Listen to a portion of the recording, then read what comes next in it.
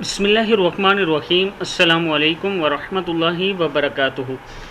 आबिद राजा channel की तरफ से आज मैं अपने दोस्तों को शदीद जिन्नात के हमले से बचने वाली दुआ सिखाऊंगा।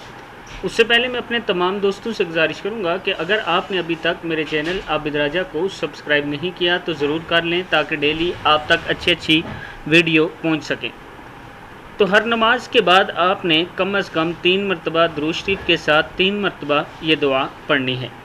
दुआ क्या है? बिस्मिल्लाहिर्रहमानिर्रहीम।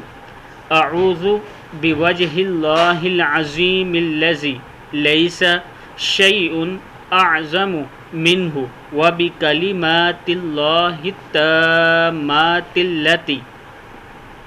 क्या है ये? व बिकलिमातिल्लाहित ताम्मातिल्लती ला युजाविजुहुन्ना बर्रुन वला फाजिरु व बिअस्माइल्लाहिल हुस्ना। क्या है? व बिअस्माइल्लाहिल हुस्ना कुल्लिहा मा अलिमतु मिन्हा व मा लम अअलम मिन शर्रि मा खलक़ा व बरअ व ज़रअ।